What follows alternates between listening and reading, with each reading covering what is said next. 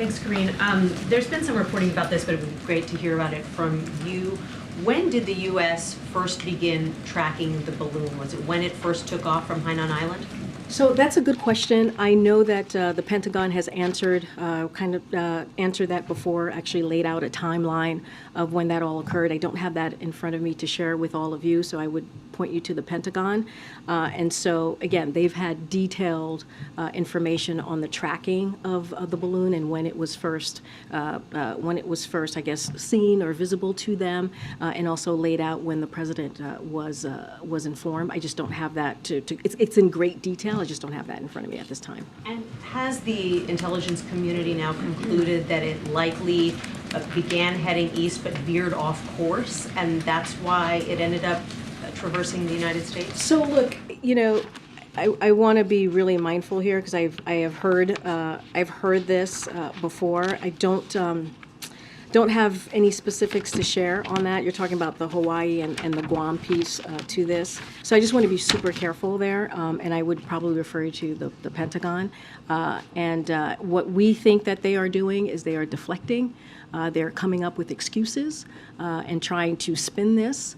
And at the end of the day, their surveillance balloon was indeed in our airspace, and they said it was, as you all know, they said it was a potential weather balloon, which it was not, and so it's been very clear.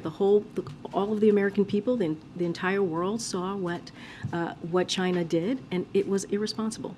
Chinese officials were initially not very responsive. For example, when the Secretary of Defense tried to get a hold of them, are they being more responsive now? So I'll say this: our approach with China is going to continue to be calm, resolute, and practical.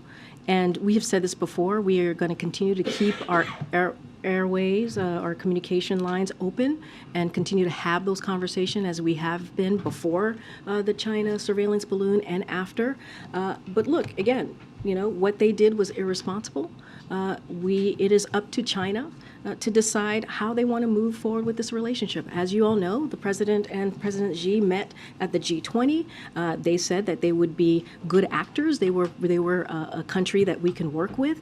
And let's see, are they going to build on that and show that is something that they are willing to do? And that's on them. But are they picking up the phone? Are they communicating? I'm not going to go into details on diplomatic conversations or discussion that's currently happening, but I can say that the lines of communication has been open. There has been discussions, like I said, days before the balloon went on its path, and certainly after. Karine, thank you so much. The Vice President said on China, kind of following up on what Nancy was asking you, I don't think this issue with the Chinese spy balloon has changed relations with China. Does the President agree with that assessment? How is the administration viewing the broader it's very much to what I was just saying, what our approach to China is going to continue to be, which is calm, resolute, and practical. We're going to, the President has been very clear, we will continue to keep open lines of communication with China. That has not changed. And we saw China's behavior. It was irresponsible and visible. Changed in the wake of this, Karine, because we heard a lot of top officials say clearly this was a violation of the U.S. sovereign airspace. And you've heard us say this from here, too. It was a violation of U.S. airspace, and we have been very clear with our communications with China. That has not changed. You saw how Secretary Blinken postponed his trip to China because of their irresponsible behavior, I don't have a trip to announce from here or when that trip is going to continue. That is something that the secretary is going to decide with the president. But again, we have been very clear. What China did was irresponsible. It was irresponsible actions. What's the level of expectation that Secretary Blinken will meet with his Chinese counterpart in Munich? I'm not going to get ahead of that. Like I said, the lines of communication has continued to be open, and we will continue to have those discussions.